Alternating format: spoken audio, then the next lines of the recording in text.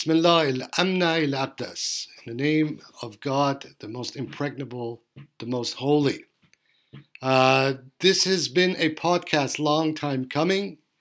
As many know already, about 8 weeks ago, my dear wife Roya passed away.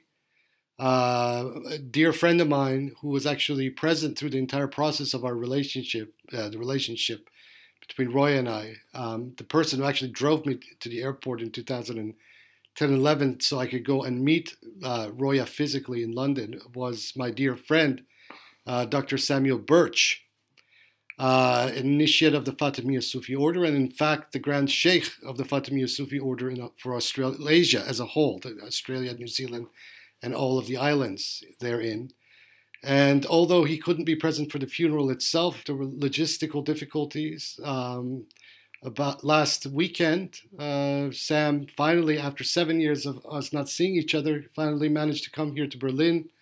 And he's been with us here in Berlin since that time. We've been talking about, for quite a while, of doing this podcast, about talking about the Fāṭimīya in its dreaming context, which is one of its formative contexts. Because as much as the Fāṭimīya Sufi order is a post-Islamic Shiite, 12-verse Shiite order that is completely substrated on the basis of the religion of the Bayan, it is also fundamentally interactive and has been from its inception with the Aboriginal dreaming of Terra Australis. And as many have heard me talking before, I have talked in the context of not just hybridization in the case of linguistics and biological theory, etc., but in these times, and what the spirit is demanding is that there is a hybridization within spiritual traditions. And this is where we, the Fāṭimīya, diverge fundamentally from many of the assumptions of the neo-traditionalists and believe that their railing against syncretism is actually a misplaced and misconstrued understanding of the nature of the spirit and the universality of the spirit as such. It is true that a tradition that is revealed by the spirit has an integrality to it that should be immune from introducing foreign elements that don't work with it. Nevertheless, every spiritual tradition, from the primordial traditions of the primordial Adam to this very moment, have moved within the matrix of forms of hybridization. And usually within the Abrahamic traditions and in the European traditions, that means that they have borrowed ideas and narratives from each other or have been influenced by narratives and ideas from each other. And seldom have we actually witnessed the same thing, this whole meta-historical dialogue that Henry Corbin and Toshihiko Izutsu spoke about quite at length, in which Izutsu began his book on Ibn Arabi, Sufism and Taoism, with.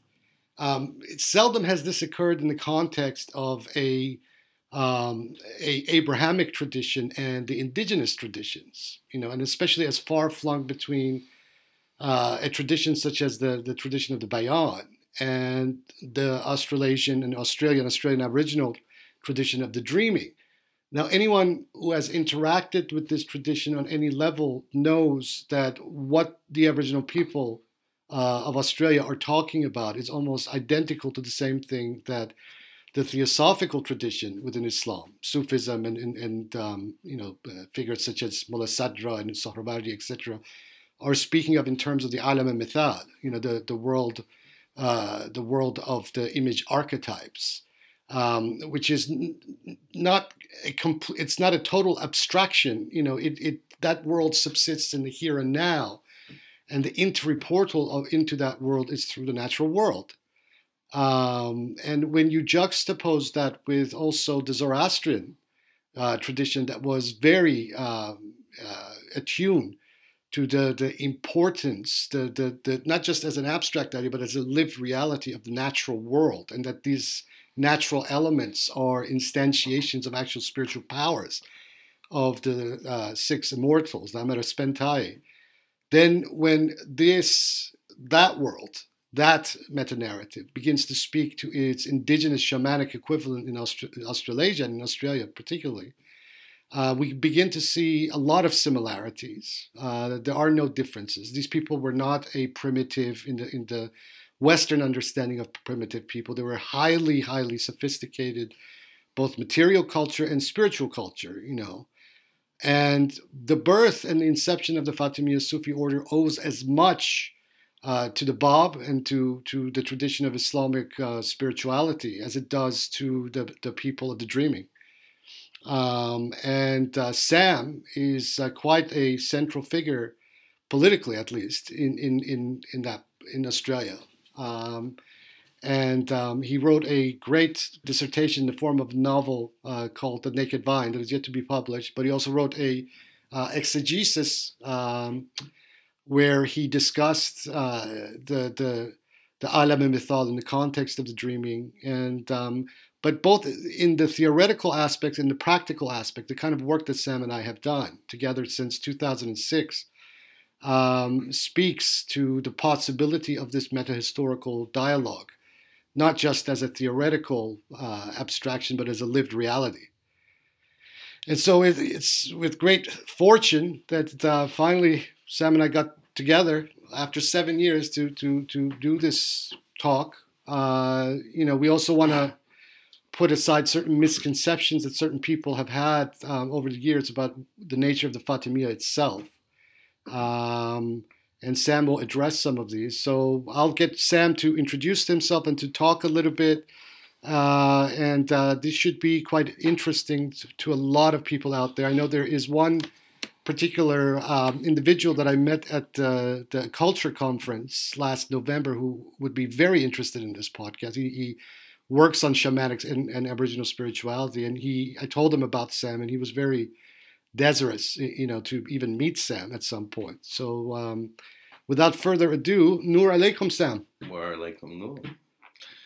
Welcome to Deutschland. Thank you. It's great to be here, and of course, I wish we were, in one sense, together under different circumstances, and the recent tragedy had not forced, in a sense, the way certain things have worked out. But of course, we have the opportunity to discuss things here today, as you so eloquently introduced.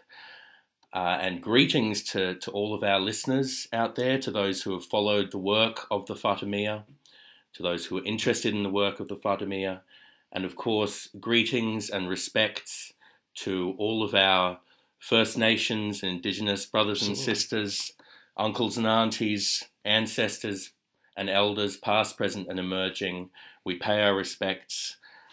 And of course, to all our comrades in the struggle against the nightmare of this current corporate capitalist system against which we are fighting. And I hope that this discussion here will not only give an interesting history to how we got to this point as the Fāṭimīya Sufi order, but as Wahid said, the nature of the conversation that has occurred, the dialogue that has occurred between the two traditions, and including more, but the two primary traditions, as it were, that we are speaking about here, and the two lineages that we are speaking about, namely the Fāṭimīya, and of course the story that is unfolded with the Fāṭimīya on the so-called land of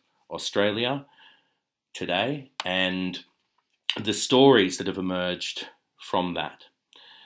And so, as Wahid also said, I hope to clear up a number of the very many misconceptions that there have been over the years about who the Fāṭimīya are, what the Fāṭimīya represents, the accusations that have been levelled against my dear brother Wahid and Grand Sheikh of our order, that this is perhaps some sort of one-man show, which I can assure people that it is absolutely not, and that the underestimation, should I say, of the nature of the work that we do and the communities with which we interact should ultimately prove fairly embarrassing for any of those who have ventured down that path of baseless accusations against either Wahid or the order itself. So, just to give a little bit of an introduction and a background to how what has led me here today, I've journeyed, of course, from, as Wahid said, from the unceded sovereign lands of the country currently known as Australia, but of course the land which has traditionally been comprised of at least 500 different nations, clan groups, tribes of the indigenous peoples of those lands. And we refer to the unceded sovereignty of those peoples because not only in the light of the history of invasion and colonization of that country that has occurred since 1788, but the current political situation whereby so-called Australia remains the only country in the Commonwealth that has not had or offered a treaty or created a treaty with its First Nations peoples, which is an absolutely disgraceful, absolutely disgraceful position to be in.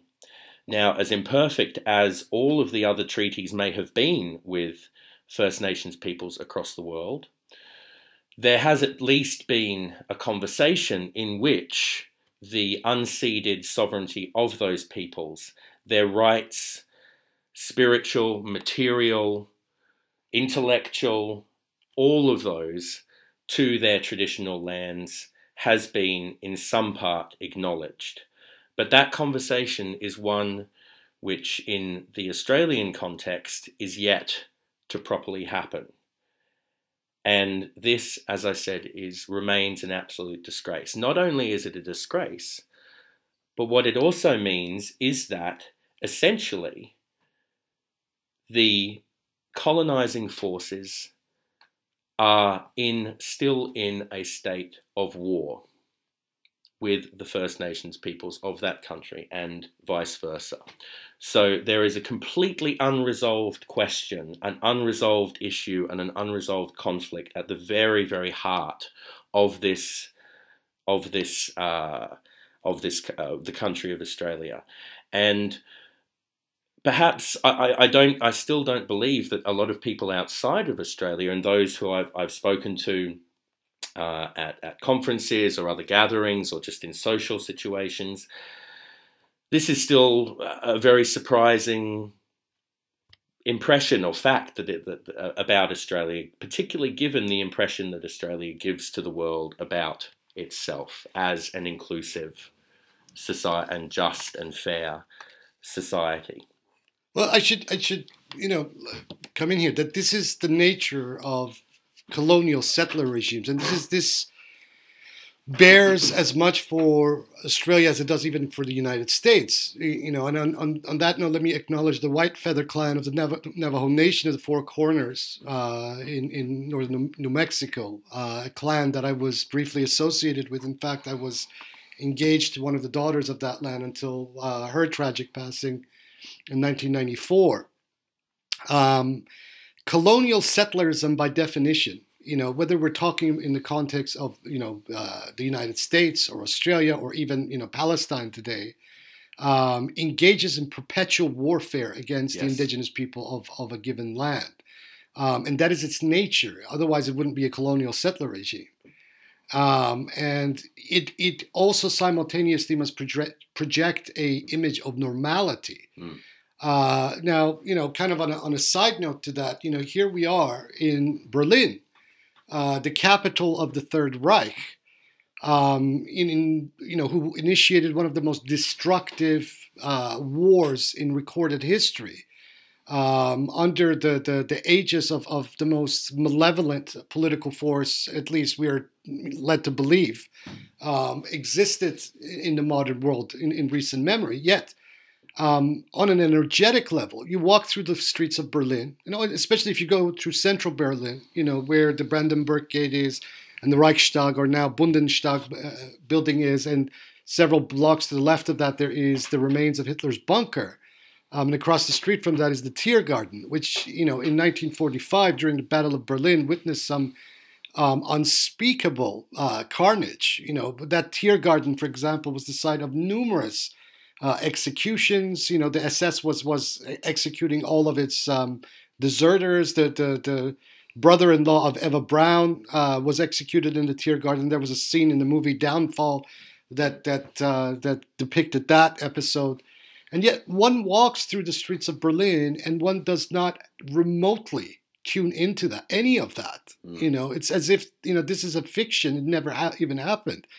And I joke about it that, someone walked through the streets of Berlin with copious amounts of espan, the Syrian rue, and burnt it.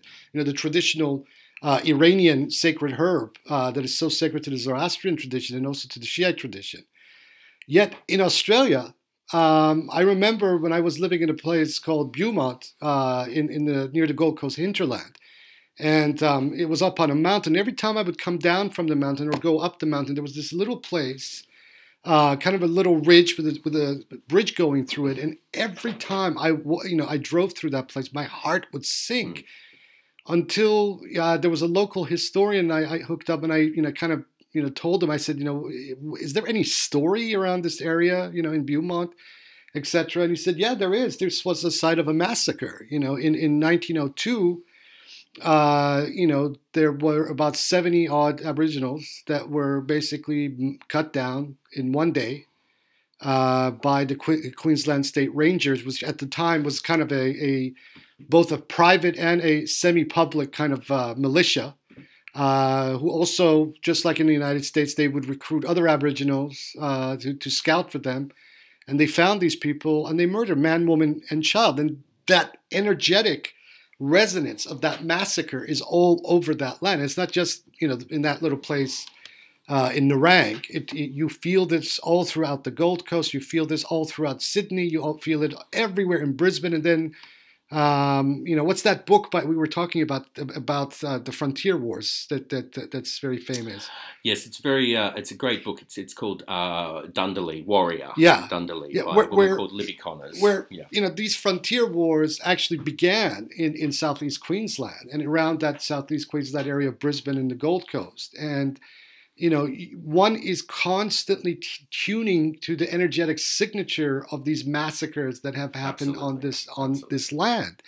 Yet here we are in Berlin, the site of one of the biggest episodes of carnage in recorded history. I mean, you go through the U-Bahn here, the underground, and there was, thousands of civilians were murdered and died, as a result of fighting between the Wehrmacht and the SS against the Red Army. Yet you don't tune into any of that. But on the Australian land, and even in North America in various places, one just feels that there is unresolved angst in the very energy fabric of those places. And this has been, a question mark that has been on my mind, and Sam has been totally, as they say in Australia, gobsmacked by this. But Germany, the Third Reich, was not a colonial settler regime, as much as, in my opinion, it may have been a parachuted regime that then duped the majority of Germans into this insanity that they got involved in. Nevertheless, it was not a colonial settler regime. And, on a scale of evil, when one, weighs in all the acts of evil altogether, one begins to see that these colonial settler regimes all over the world, perpetrate a kind of evil that leaves its mark. And it takes more than just, political resolutions and words and empty gestures, but by Parliament saying sorry, this, that, and the other thing, to erase that kind of psychic and energetic darkness that is permanently left there. And this in itself was quite instructive to me on my own spiritual path. And that land, especially in the Gold Coast hinterland, for many years became sort of my instructor in that regard, where I would go in this special place in the Gold Coast hinterland, which I have dubbed the Valley of Nur, and I would sit near a tree and contemplate that situation, and this land itself would speak to me, through my mind, and tell its story of what had happened in these places. And then, as a result of that, there was a bonding between myself, or rather the lineage, the energy of the lineage that I carry within myself and this land, and the spirits of that land. And it was as a consequence of this dynamic that in 2006, I was invited to deliver a paper at the Alternative Numinous Conference at the University of Queensland. And I delivered a paper entitled The Return of Soma, Ayahuasca, and the Future of Entheogenic Religion. And Sam and I met at that conference. And that's how, it was August 2006. And from there, things came together. And it was interesting that morning, and I say this because the Hadith Kumail is so important, to everything that we do. But in that morning, before I made my way from Beaumont to the University of Queensland, the sun rose, and the imagery that just projected into my mind was that those final two stanzas of the Hadith Kumail, a light illuminating from the dawn of pre-eternity and shedding its traces upon the talismanic temples of unicity.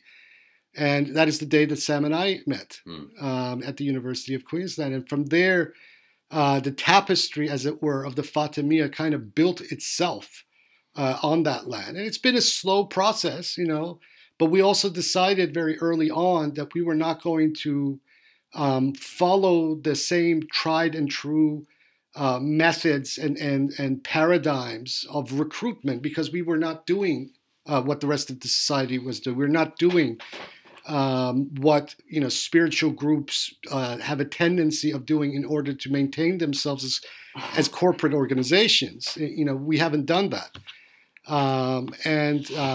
but as a result of not doing that, we have grown at the level that we should be growing, and that is from the very grassroots with these very indigenous people that are meant to belong, whether immediately or on the peripheries of the Fāṭimīya Sufi order. And as I've said this many times to many other people, the Fāṭimīya Sufi order is not merely about the sacrament. The sacrament is an element of the work that we do. It is not the complete element of what we do. We are activists on one level, and we are definitely, fighting a fight against a system that is now global, that can only be described as a demon, for lack of a better designation, but because this is how it is behaving. So what we are is very different than what most people conceive as a conventional Sufi order. And in many ways, this also comes from the subtext of the Bayan itself and the kind of society that the Bayan conceived in creating. And as many people have heard many times me saying, one of the fundamental ordinances of the Bayan is the sacredness of the four elements. And in creating a society where it is prohibited to buy and sell these four elements, and this is enshrined in the Arabic Bayan in the 11th gate of the 9th unity, and Sopa Azal then introduces this himself in his continuation of the Persian Bayan. So we are fighting for this, and fighting for this also entails fighting for the indigenous people, because it is indigenous people who understand what this actually means. This is beyond, the kind of social theory of Marxism. I mean, Marxism is important to some degree as a theory, but it is limited by its own internal logic and its own materialist approach to history, which we believe is a very limited lens at looking at the world. Whereas when a figure such as the Bab asserts the sacrality of the four elements, he is asserting this from the point of view that these are divine agencies. These four elements are divine agencies. And this is exactly the perspective of almost every indigenous civilization that has come before. So, and this is where this hybridization then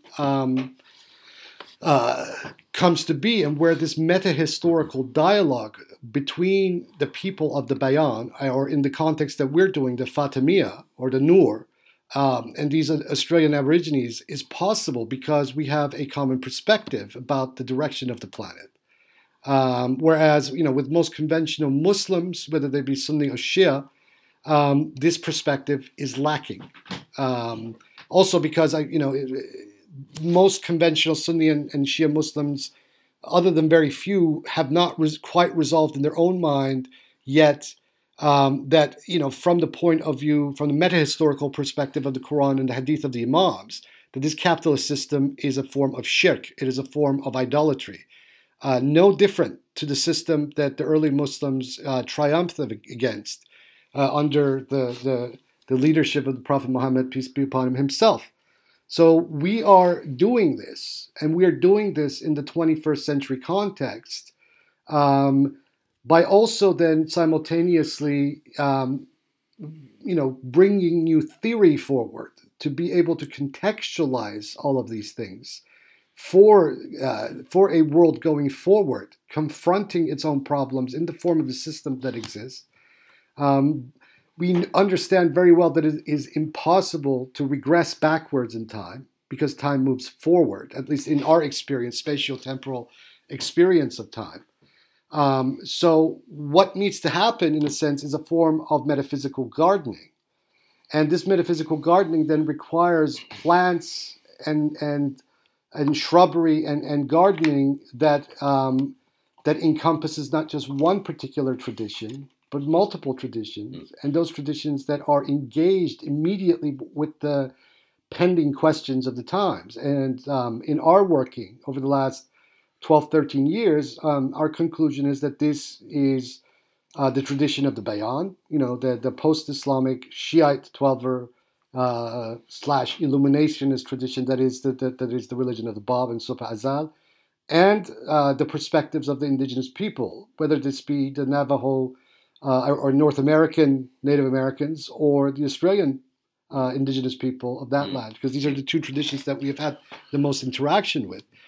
And these traditions, contrary to the understanding of a lot of people, even within the Abrahamic traditions, number one, are not polytheistic.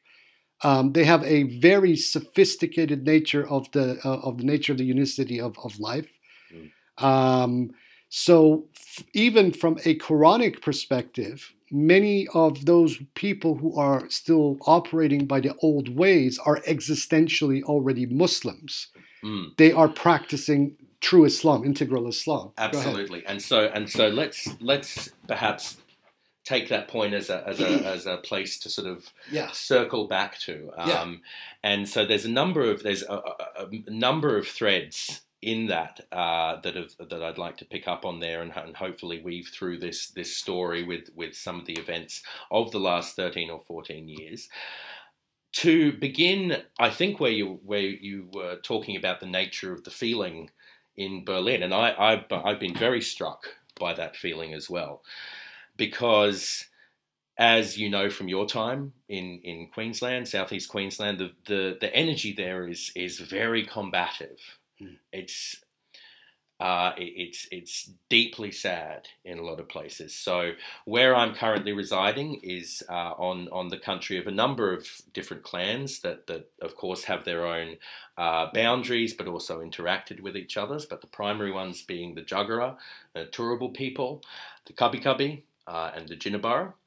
And so I, of course, pay my respects to their ancestors and elders, past, present, and emerging. And the nature of the events that happened there after colonization and invasion, right up to very recently, leave an energetic imprint that is ever present, absolutely ever present. And what is perhaps behind that, which I think is something we can also, touch on briefly in further discussions, is that because there has been so little resolution to this perpetual state of war that the invasive forces and colonial forces have enacted on that land, that there has been no answer to this question and no genuine form of building, on repairing of a relationship. Now, I will quote now a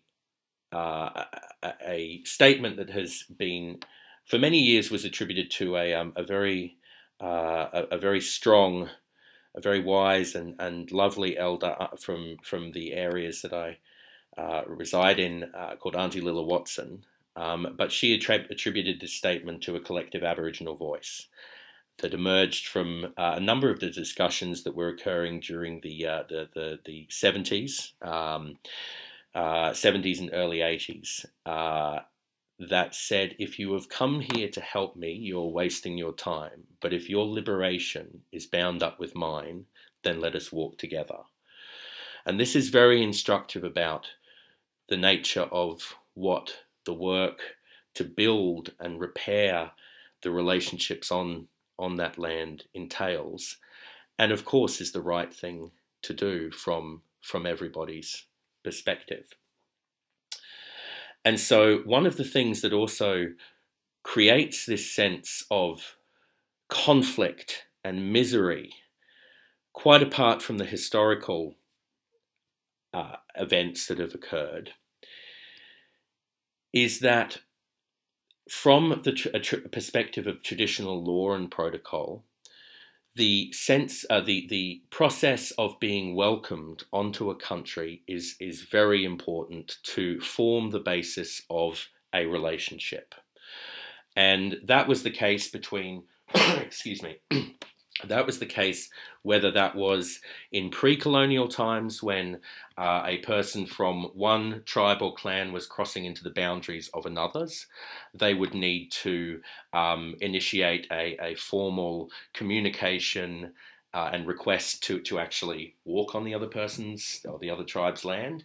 And if that was all good, a welcome would be provided, because it is the responsibility of the traditional custodians and owners of that land to take care of, make sure the person is safe and take care of the needs of that person whilst they are on their country. Because of course, traditionally, those custodians would be the absolute spiritual guardians of that country as well.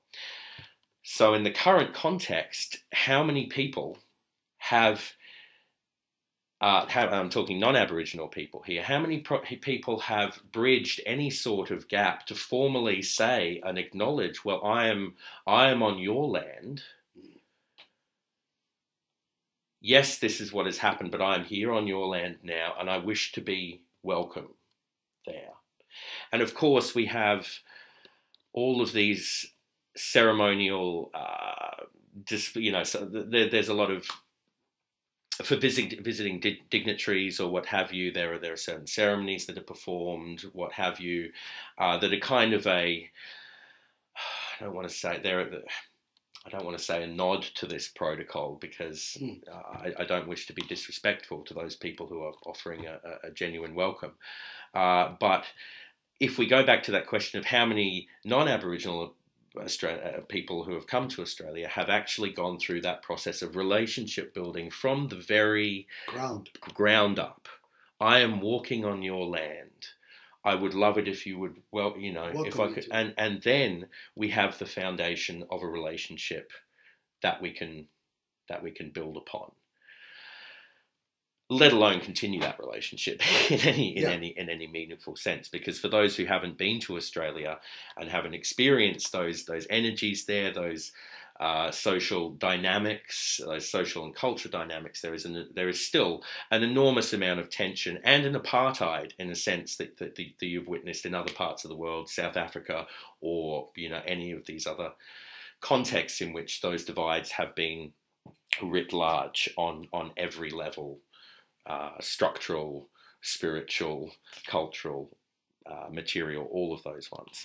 So, in a sense, there is very little that can that has been enacted that gives that society a solid foundation to walk respectfully on that land. And this then goes back to all of these unanswered questions about the nature of traditional ownership, unceded sovereignty, etc. And to then give a little bit more context for how that has played out in very recent history, because of course we are talking about the extreme violence, the rape, the murder, the massacres that occurred upon invasion. But we're also talking about very recent history here. For those who are unaware, Aboriginal peoples did not receive the vote in Australia until 1967. Wow. And so, just as you have a civil rights movement going on in the US, which you could also argue in some senses that Native American peoples were somewhat, have not still to this day been afforded the proper respect that they deserve in that entire civil rights framework. But here, there was no inclusion in the social citizenry of this country no formal inclusion in that sense until that time. And of course, around that time as well, you also have a situation of what they call the stolen generations, as you referred to also, Wahid, when you were talking about an apology to the stolen generations. And again, for those people who don't know, the stolen generations refers to all of those, an entire generation of children that were forcibly removed from their parents and their communities and put into missions and and into predominantly white Christian families to be assimilated into white Australian society. And of course, at that time, you also have, or around that time in those decades surrounding that 1967, you also have a very recent history of the White Australia policy as an official policy of the government itself. So given all of these things, if one contrasts the efforts that have been made by a country like Germany to acknowledge its history and to acknowledge the atrocities of the past, although there is a growing recognition of some of that history, some of the massacres that have occurred, there has been some very good journalism recently identifying some of the history of those massacres. My wife has also been involved in a documentary project that has been documenting the Warrigal Creek massacre that happened down in Victoria. And although there is some growing recognition of that, there is still an enormous tension between the current consciousness of non-Aboriginal Australia and settler colonial Australia and the current political, material and spiritual situation for many Aboriginal people, well, for all Aboriginal peoples there. And so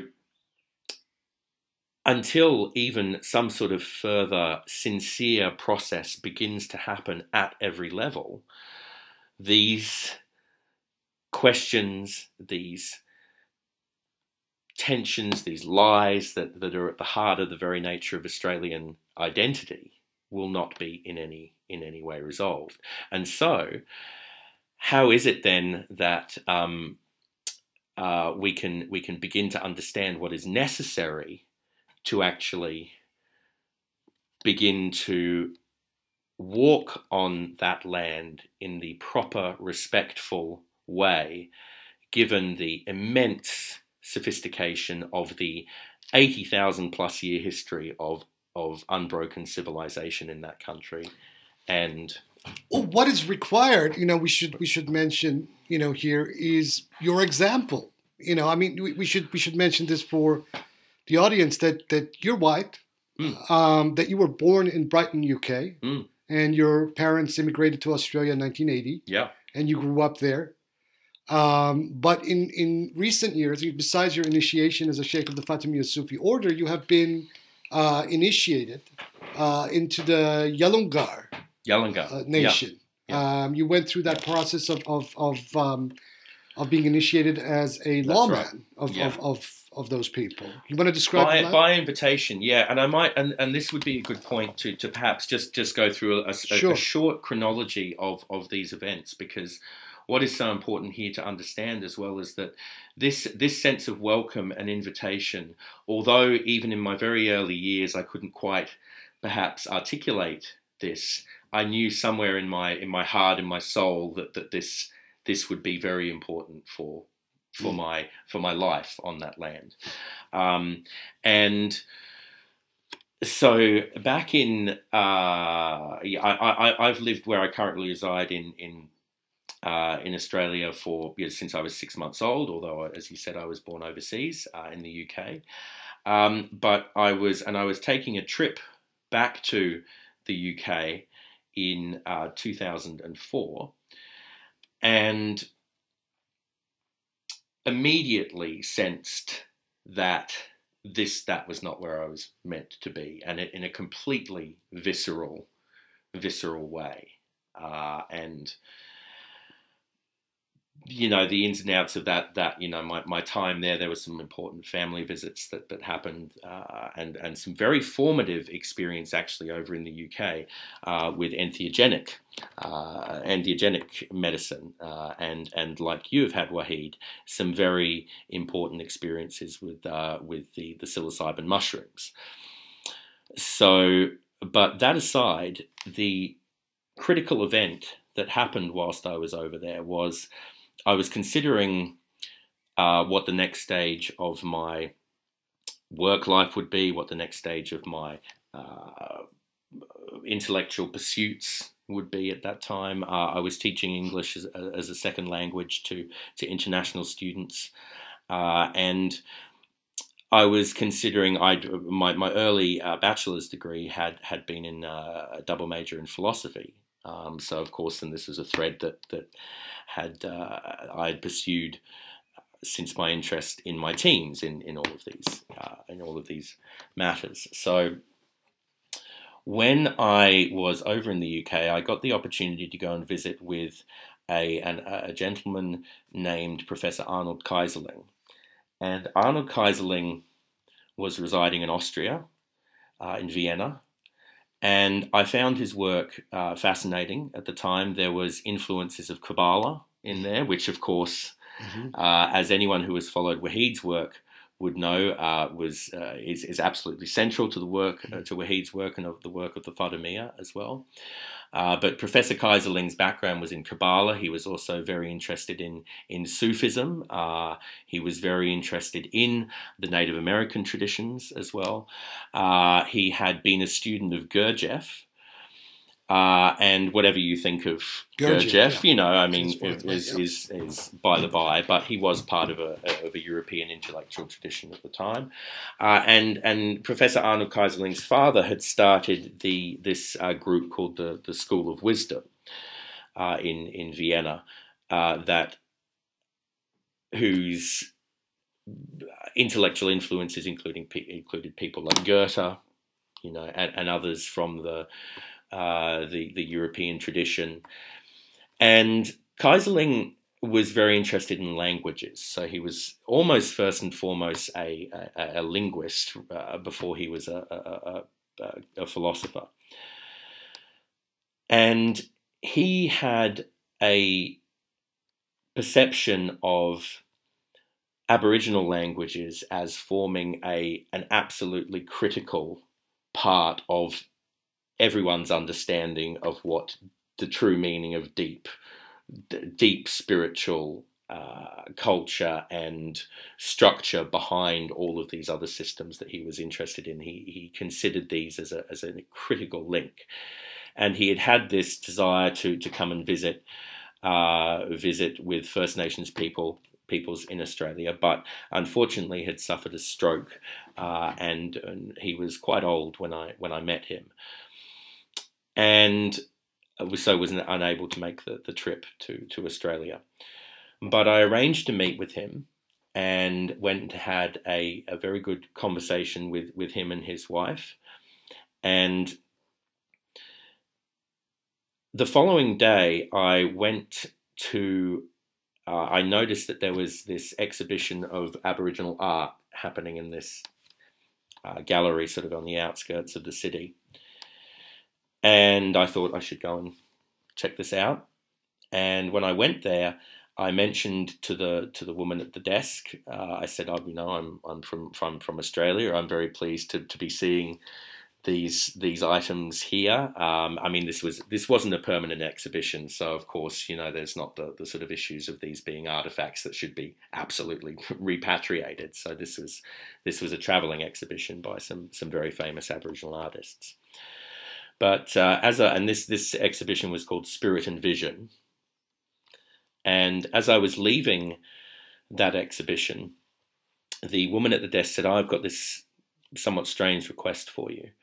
And she said a gentleman had come in to the gallery and had viewed the exhibition, viewed this artwork, and had said to her that a friend of his had visited Uluru.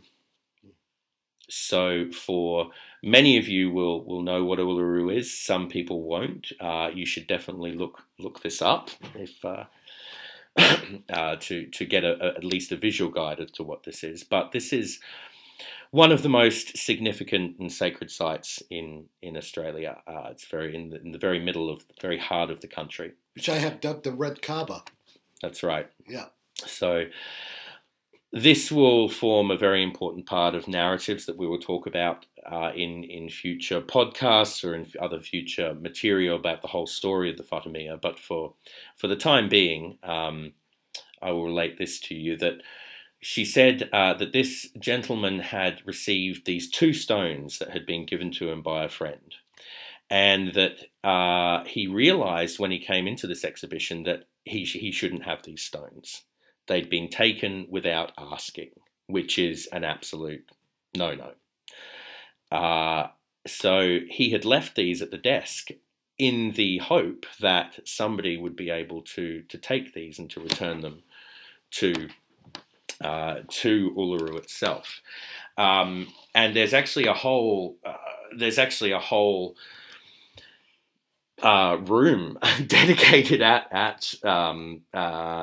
should say a room with a book in it at the Cultural Centre in Uluru, where people have written letters of apology, who have taken stones from Uluru and then returned them and subsequently apologised for doing so, because these things have created enormous problems in these people's lives, because you're essentially violating sacred laws by taking what isn't yours. And there's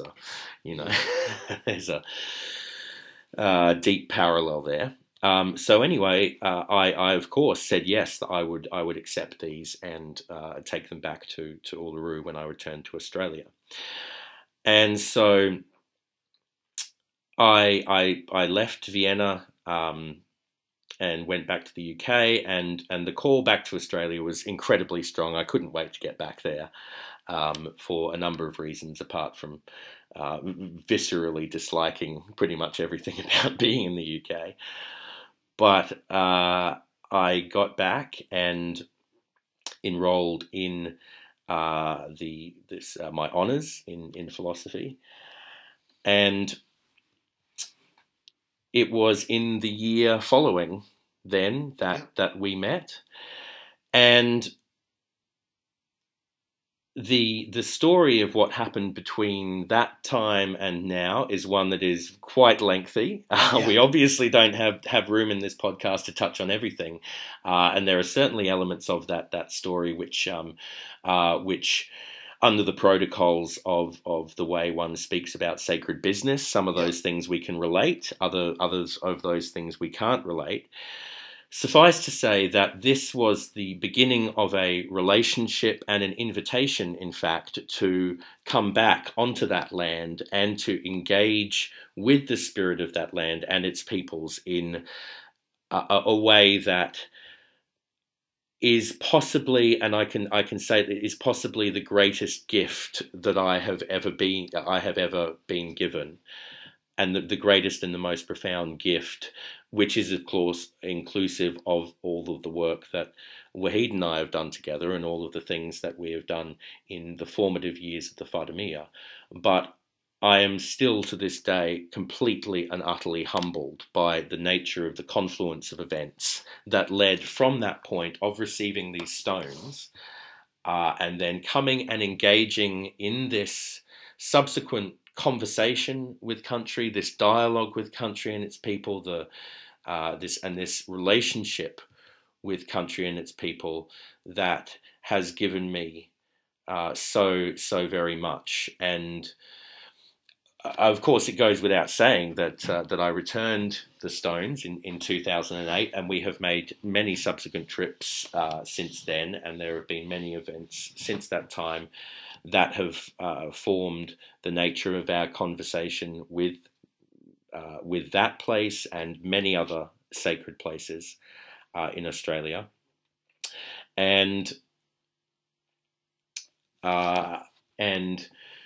this has been absolutely integral as the staging grounds for what the weaving together of these traditions, of this, of the traditions and the lineage behind our Fāṭimīya Sufi order, and of course the traditions of the land on which many of these experiences, including our experiences with the medicine, with the ayahuasca medicine, with the Hayoma medicine, and with the other entheogens that come from the land.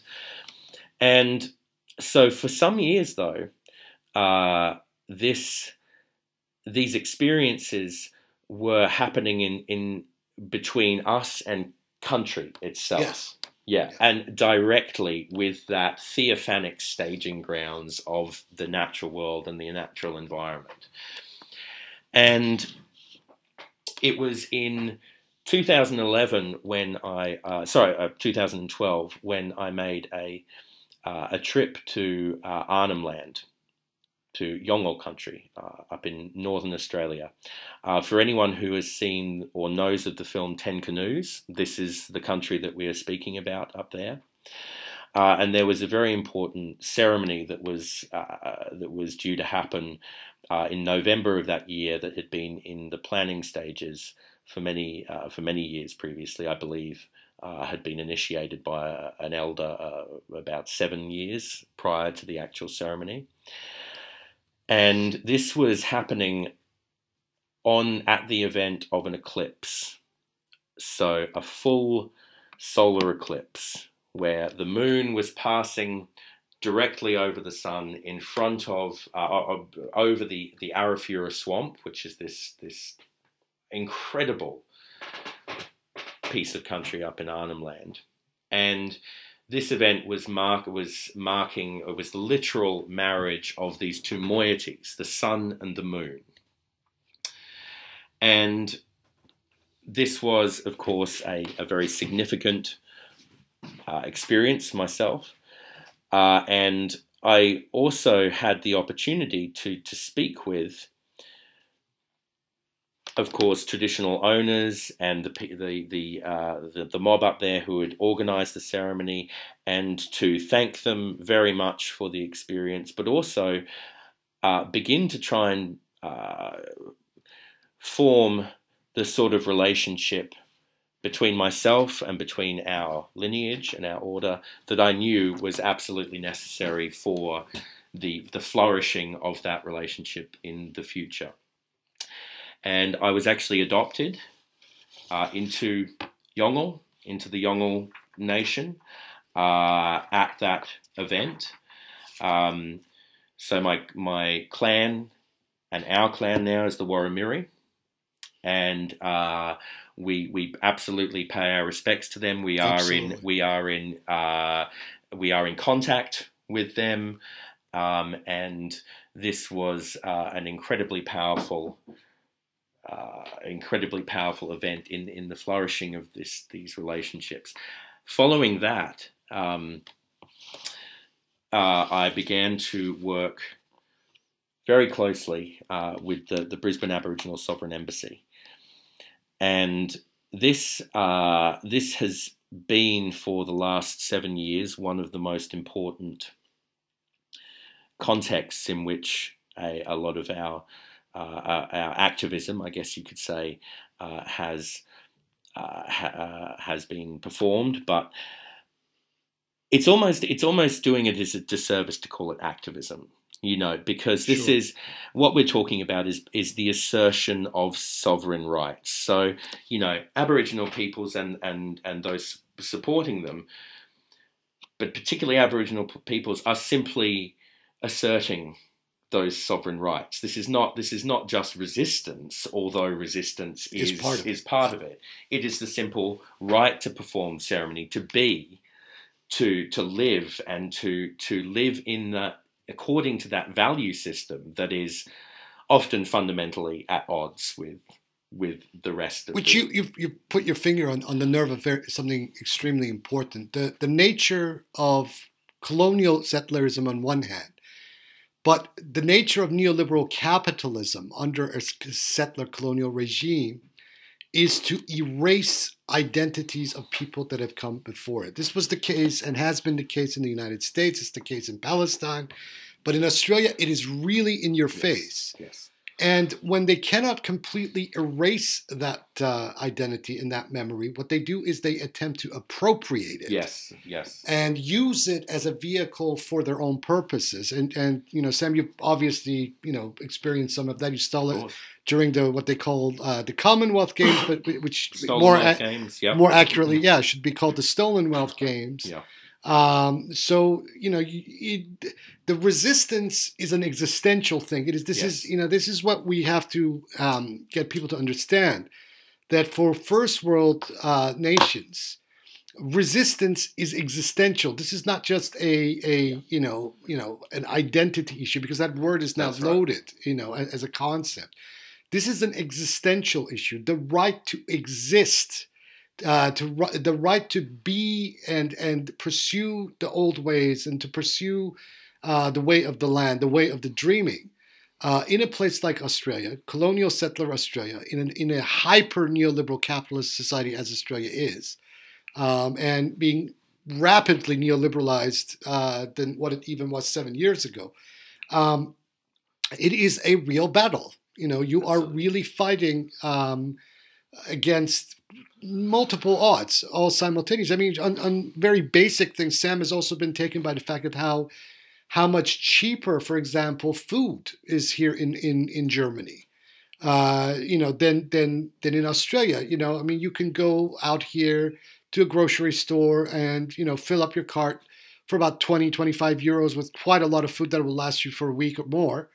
In Australia, if you go to Coles or Woolworths, you're paying over $200, $300, sometimes even $400 for the same amount of food. And the exchange rates between the euro and the Australian dollar are not that far apart. It's only maybe 20 cents or so. And food has become weaponized. And food has become weaponized. And it's literally. And, this is a whole other yarn that we could have, and is possibly one that we can go into in the future. But, food has, when you have a situation where there is a thing called income management that happens in Australia. And it is so when you have a social security system that is giving out cashless debit cards, and the majority, 99% of those people who are forced onto this compulsory income management are Aboriginal peoples, and they are forced to use this debit card to buy food because of the absolutely untrue and racist kind of assumption that the levels of, so you can't get any cash out or use the card to buy alcohol, for example. A completely paternalistic kind of system of really squeezing people into, forcing them to have no control over their finances because of this age-old assumption that the Aboriginal people, well, not assumption, but projection that the Aboriginal peoples are bad with money. Yeah. That's basically what this is. Yeah. That's basically typical racist paternalism. Absolute racist paternalism. This is being used as a strategy to also create and you can only actually use this card at certain places. Yeah. I.e. Coles and Woolworths, where there is already a monopoly on the grocery prices. And if you look at some of these grocery prices this is almost like the food stamps regime that was brought under Lyndon Johnson, except initially food stamps, in the United States, when they brought this out in the late 1960s, you could basically go to any grocery store. But over time, over consecutive administrations, they limited more and more and more where these food stamps could actually be used. Yeah. And obviously, in the United States, people on food stamps are of lower socioeconomic. They're Latinos, they're African Americans, Native Americans. So it's the same reality, except they're now with a bigger squeeze in a place like Australia, and it's on Indigenous people almost exclusively. Yeah. And people who are not from Australia know that in 2007, the then Tory government of John Howard claimed, as subsequently has been proven on completely flimsy and even false pretext, this intervention into Aboriginal communities in the Northern Territory, where they were claiming that there was all kinds of mass sexual abuse going on in these communities, but then subsequently turned out this was all nonsense. Nevertheless, it is in communities such as that where these interventions are going on, where the majority of people are using these cards, and then they are circumscribed in the kind of actions or kind of food accumulation that they're allowed. So, for example, you can go to a Coles or Woolworths, and there is a selection of stuff you can buy with this card. You aren't allowed everything with it. And this then goes to the issue of the nutrition of these people, of these Indigenous people, whether they are getting the complete nutrition that they should be getting.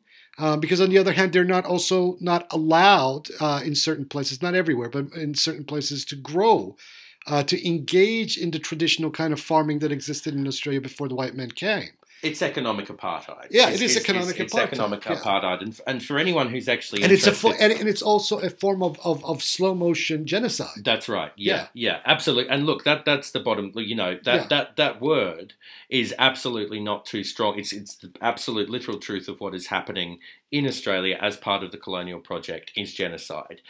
And for anyone who's actually interested in reading more about sort of the ins and outs of what's happening with this food system here, I actually wrote a peer-reviewed book chapter on this that's came out about a year and a half ago now, that we can perhaps link in a description or something like that. But in that I also discussed a very interesting,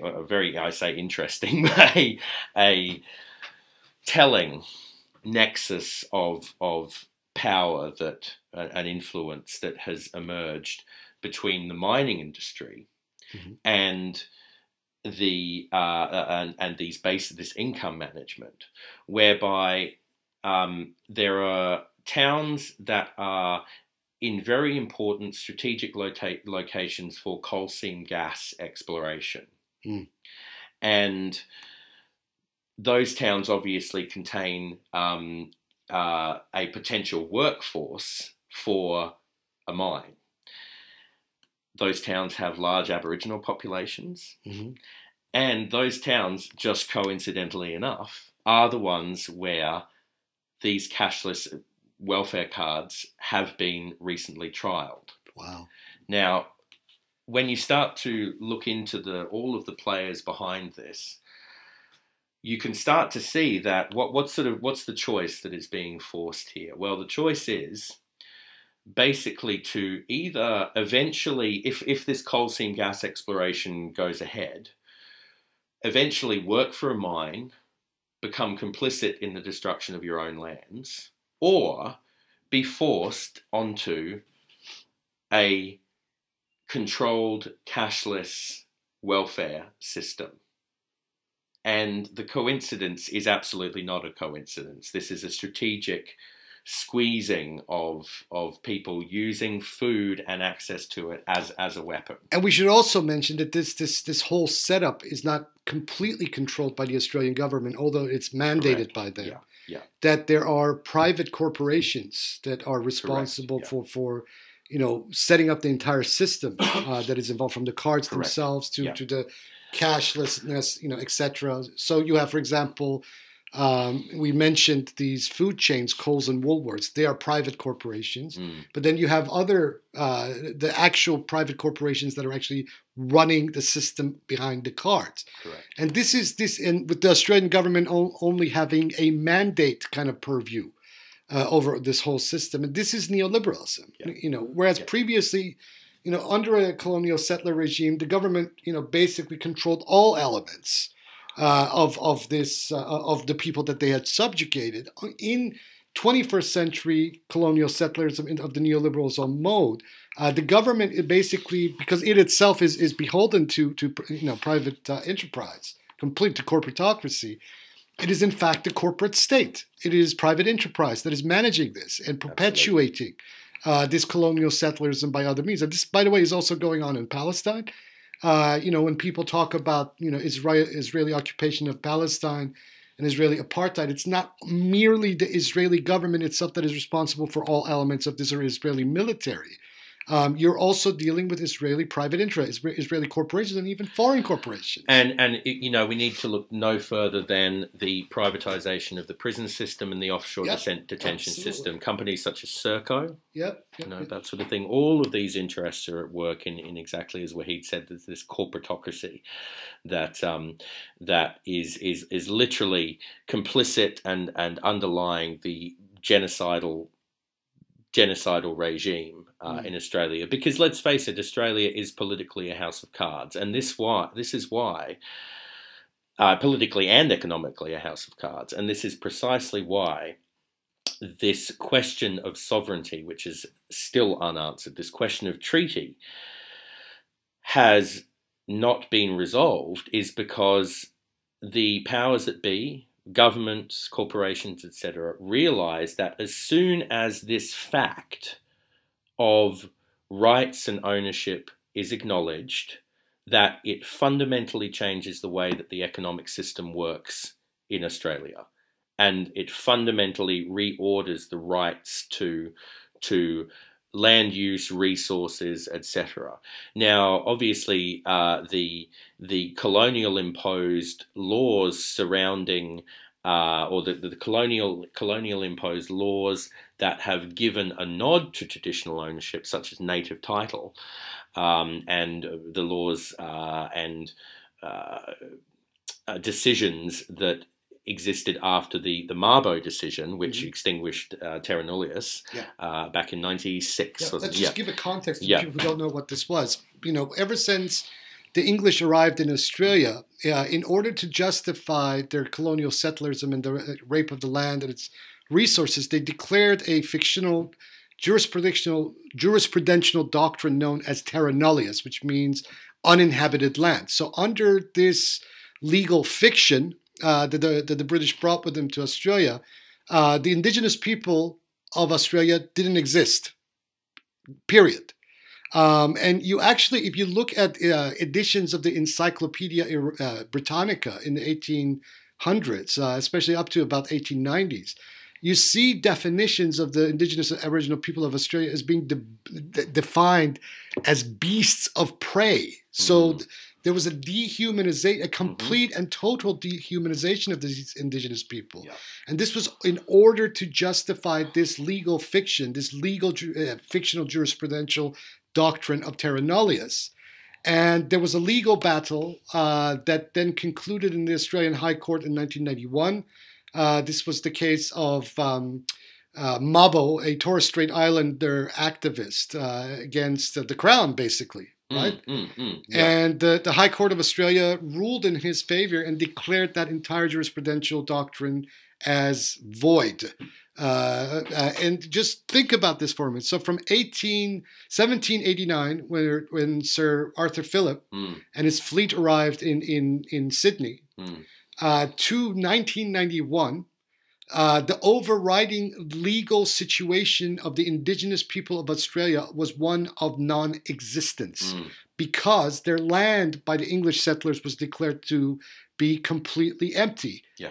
These people were phantoms under the legal context that the British brought with them to Australia. Absolutely, absolutely. And one of the very insidious things about the legislation that preceded the Mabo decision was that rather than enshrining this principle directly in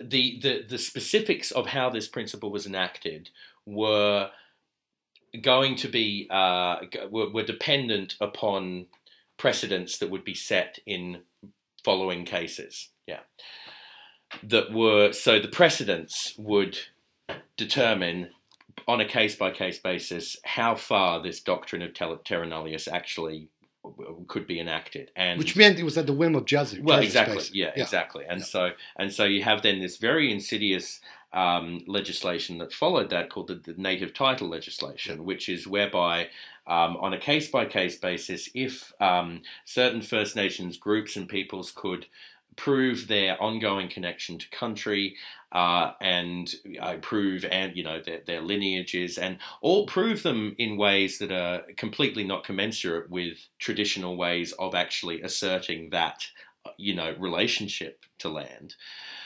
that there would be potentially certain rights given to those peoples to access land, potentially to walk it, to fish, to the rights to the rivers, but very, very rarely to any genuine, almost never to any of the benefits of resource extraction that came from mining activities, what have you, and very rarely in any sort of meaningful way that would uplift the completely oppressed social conditions and economic conditions that have been forced upon those communities. So it's a classic divide and conquer strategy, very insidious, and this is the situation that exists today. So these are all of the contexts in which our work as the Fāṭimīya has proceeded over the years.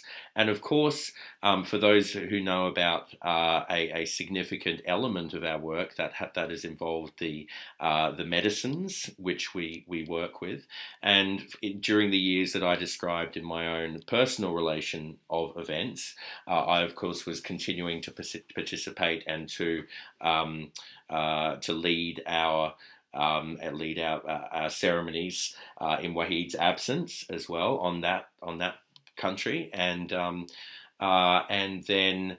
to continue the assertion of those sovereign rights through the Brisbane Sovereign Aboriginal Embassy, and of course to try to do that in the spirit of walking together, very much walking together and being walking in the right way on that land and according to the laws of this land as well. And as Wahid said, there is a complete harmonia, there is a simpatico between our tradition as well and the laws of that land. And so in 2015, through some events that we will perhaps relate another time, I was invited by an elder and a lawman and a nunkery, which means a traditional healer, of the Yolngu nation, to go through the law and to be initiated through the law from his country, and I was exceptionally honoured by that. And you are probably the only white man in the whole of Australia who has gone through that. I wouldn't go. I wouldn't go. At least as far as we know. Yeah, I wouldn't go perhaps so far as to say that because that level. There are important levels of there is important initiations that have happened historically, and also there are people who have made non-Aboriginal peoples who have made their journeys and their relationships in their own way, and I don't wish to sort of disrespect the importance of that, but so that for me, that initiation, which involved the traditional elements of scarification and dance and body painting, etc., and all of those that were associated with the presence and ceremony through the bora, which is the traditional initiation ring and ground. That was a very important part, again, of this whole weaving together, this hybridization of and just the relationship between us and the land and its peoples. And so that also, and just to briefly mention, the scarification for men involves cutting which lets blood. Mm. And I can't go into all of the details of the specifics of the initiation, because some of this is secret business that, you know, we can't talk about outside of an initiatic context. But the principle being that women give their blood to the earth monthly during their cycles.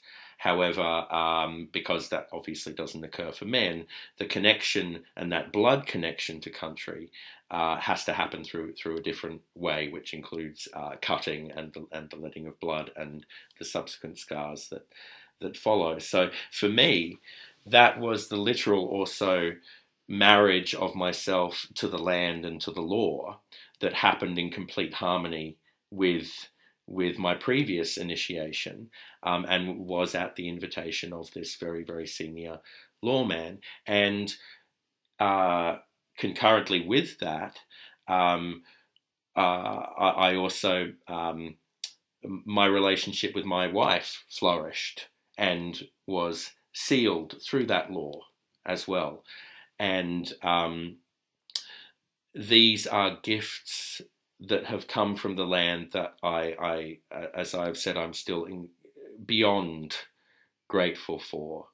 And now my wife, who is a beautiful, strong, proud Aboriginal woman, who is very active in community, who I walk together with on the country and